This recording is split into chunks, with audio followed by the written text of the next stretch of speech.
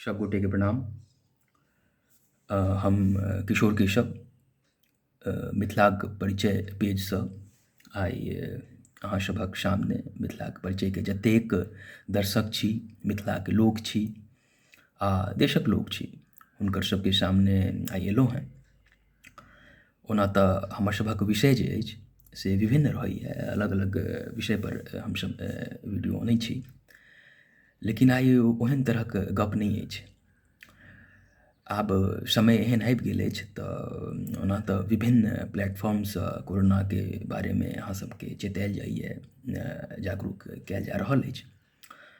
आ ई हमरो सभक पेजके आर जे ई माध्यम अछि ओकर सबके जिम्मेवारी छै कि इहो माध्यमसँ हमसब किछु बात राखी, ताकि जतेक दर्शक छथि या जतेक लोक छथि, श्रोता छथि, जतेक एहि माध्यमसँ जुड़ल लोक छथि या नहि छथि, कोनो भी माध्यमसँ तऽ हुनका कानमे ई बात पहुँचनि कि कतेक गम्भीर समस्या छै आ कतेक गम्भीर रूप ई आओर लऽ सकैए।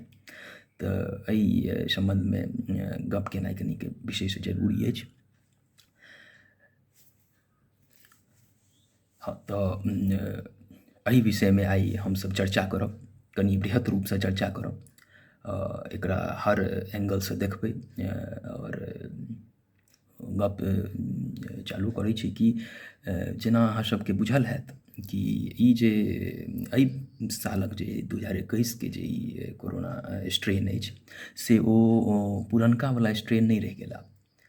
ई बेसी खतरनाक भऽ चुकल अइ, एहिसँ बेसी चेतैके जरूरत अइ। हर वर्गक जे समूह जे अछि, जेना बच्चा, नवतुरिया, अधेड़ उम्रके जवान, सबके ई एके तरहसँ ई इफेक्ट कऽ रहल अछि।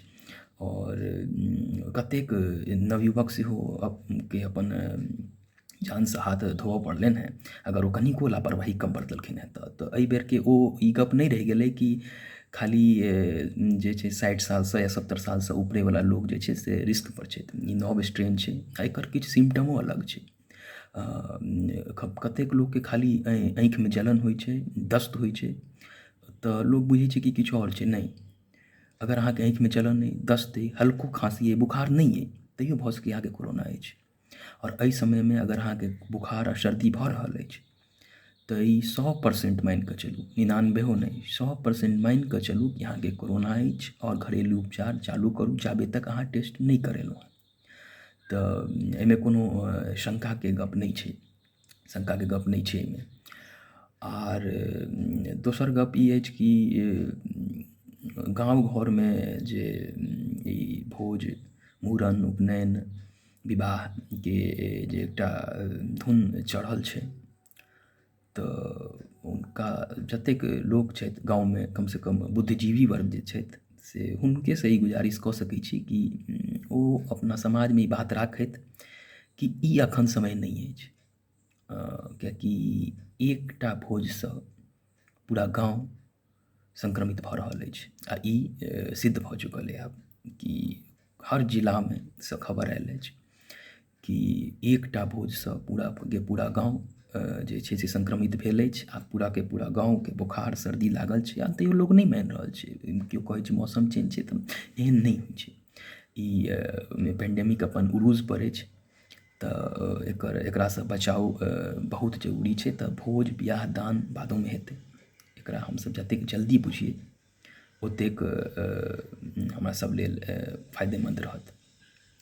और आगाँके गप ई अछि कि बचावके बारेमे बेसी कहबाके जरूरत नहि अछि। आब लोक अपन बुझिते छथिन कि आइ काल्हि 1.5 सालसँ ई चलि रहल अइ, तऽ एतेक तऽ बुझिते छथिन कि बुझिते हैब अहाँसब कि 2टा मास्क N95 लगाबी तऽ बेहतर, सैनिटाइजर यूज करी, भीड़ भाड़सँ बचि कऽ रही, सोशल डिस्टेंसिंगमे रही। आर हाँ, मुख्य गप एखनके जे समय अछि जेकि जेहो केओ वैक्सीनेटेड नहि छी ओ वैक्सीनेटेड हो, वैक्सीन लिअ, दुनू डोज लिअ, बहुत जरूरी छै, सिद्ध छै। हमसब अपने दुनू डोज लेने छी आओर हमरा सबके अगल बगल पॉजिटिव रहितो हमसब पॉजिटिव नहीं एलहुँ। और या केओ हमर मित्र अगर वैक्सीनेटेड छलथि हेँ, एलथि हेँ, तऽ ओ बहुत माइल्ड सिम्टम एलनि हेँ हुनका, तो ई सिद्ध भऽ चुकल छै आब कि वैक्सीन बहुत कारगर छै। ई केओ अगर अहाँके भ्रान्ति फैला रहल अइ कि वैक्सीन जे छै से कोनो एकर खास रोल नहि छै तऽ ओ गलत फैला रहल अछि। वैक्सीन बहुत जरूरी छै, तऽ वैक्सीनेटेड भऽ जाउ सभगोटा। इहो एकटा बचावके एकटा भऽ सकैए अहाँ सबके बहुत पैघ साधन भऽ सकैए।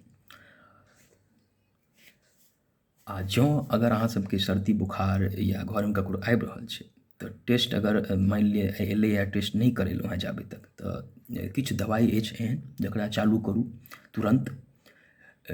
किछु बुझले हैत कि जिंकोविट टैबलेट आबै छै, विटामिन सी के लिमसी टैबलेट अबै छै, और एजिथ्रोमाइसिन जे कि एंटीबायोटिक अइ, आइवरमेक्टिन सेहो चलि रहल छै, और किछु डॉक्सीसाइक्लिन सेहो दऽ रहल छथिन। तऽ ई 4-5टा दवाइ जे छै से सब यूज कऽ सकै छी आ करहेके छै।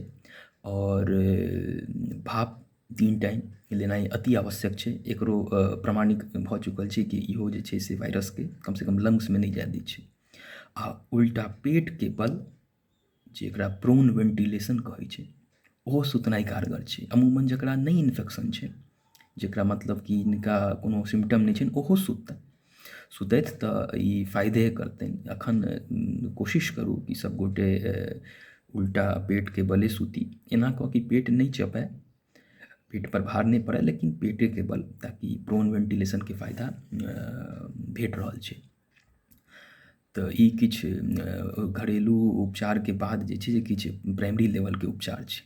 हाँ, अगर किछु लोगके जे छै से सिम्टम अगर नहि सुधार भऽ रहल छनि, जेनाकि 10 दिन 5-7 दिन भऽ गेलै और सर्दी जे छै से कम नहि भऽ रहल छनि, या साँस लेबऽमे तकलीफ जे छै से कम नहि भऽ रहल छनि, कमजोरी छनि है, बुखार कम नहि भऽ रहल छनि दवाइ लेलाके बादो, डोज कंप्लीट भेलाके बादो, तऽ ई साफ साफ इशारा छै कि अहाँ सीवियरिटीमे जा रहल छी। अहाँके भऽ सकैए डिजीज जे छै से लंग्स तक पहुँच चुकल अछि, कोरोना वायरस। तऽ डॉक्टरसँ सम्पर्कमे आबि कऽ अपन जिनकासँ सम्पर्कमे छी, और हुनका कथनानुसार हमरा हिसाबे तऽ HRCT करेबाक चाही अगर 10 दिन भऽ गेल अछि और सुधार भेलाके अलावा बगैर मतलब कि बढ़िए गेल अछि सिम्टम, सुधार नहि भऽ कऽ बढ़िए गेल अछि, तऽ HRCT चेस्टके CT स्कैन कराबऽके चाही। और ओहिमे स्कोर आबै छै, तऽ ओहि हिसाबसँ किछु और दवाइ चालू होइ छै ओहि स्कोरके हिसाबसँ। इएह 5टा दवाइ नहि छै, किछु स्टेरॉइड छै, किछु ब्लड थिनर छै, तऽ ओहो चालू होइ छै, और ओकर बेसी प्रभाव छै, लाइफ सेविंग ड्रग छै ओसब। तऽ अगर समयपर चालू भऽ जायत तऽ जान बचायल जा सकैए, तऽ ई बुझबाक जरूरी छै। और हर 3 घंटा 4 घंटा पर ऑक्सीमीटरसँ ऑक्सीजन नपनाइ जरूरी छै। अगर ऑक्सीजन 94 या 90 से कम जा रहल अछि तऽ हॉस्पिटलके सम्पर्कमे एनाइ आवश्यक छै, किएकि ओकर बाद डिप बहुत जल्दी करै छै। कतेक लोगोके राइतेमे सुतलेमे डिप करऽ लागै छनि, तऽ सम्पर्कमे रहू। अगर 90 से कम जा रहल अइ तऽ हमरा हिसाबे लगातार अगर कम जा रहल अइ 90 से कम, तऽ ऑक्सीजन के जरूरत अछि। तऽ ई सब ख्याल रखबाक छै कि सीवियरिटीमे जा रहल छी तऽ CT चेस्ट डॉक्टरके सम्पर्कमे रहि कऽ कराबी। और भी किछु टेस्ट होइ छै हॉस्पिटल लेवलपर, कि ब्लड टेस्ट छै, CRP छै, LFT छै, D डाइमर छै, ओहो सब होइ छै। ओहि हॉस्पिटलके सम्पर्कमे एबै तऽ अहाँ सबके पता लागत। ओतबे दवाइ नहि छै जे 5टा हमसब खाइ छी, ओहिके अलावा दवाइ छै 2-3टा जे कि लाइफ सेविंग ड्रग छै, ओकर चलेलासँ इन्फेक्शन रुकै छै। और वेंटिलेटर तकसँ लोग वापस एलैए, खाली नकारात्मक गप नहि छै। 99% लोग आइयो के डेटमे इंडियामे रिकवरी छै, फुल रिकवरी छै।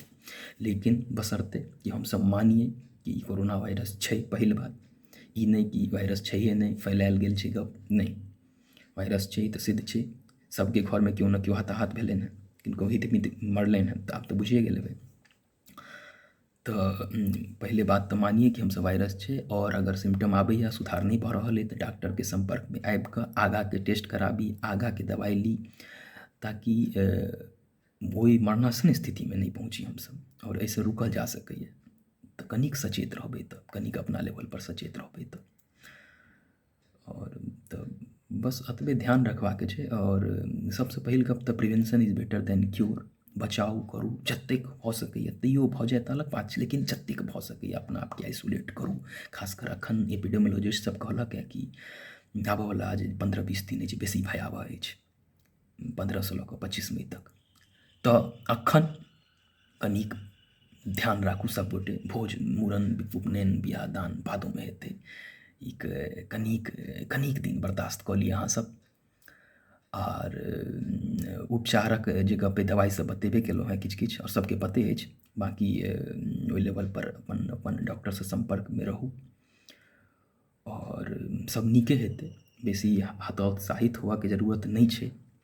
अपना लेवलसँ प्रोटेक्शन केलाके बाद महादेव सब ठीके करथिन। एकटा पाँति छनि दिनकर जी के कि सौभाग्य न सब दिन सोता है, आगे देखें क्या होता है। तो आगाँ नीके हेतै। बस किछु दिन हमरा सबके अपना पर जे छै से कनिक सेल्फ कंट्रोल करबाके अछि, जे बाहर नहीं निकली, लोकसँ कनिक लोक समाजसँ कनिक भीड़सँ कनिक बचि कऽ रही। बाद बाकी जतेक गप कहलहुँ हैं ओहि पर कनिक ध्यान देबै। ठीक छै। जय मिथिला, जय मैथिली।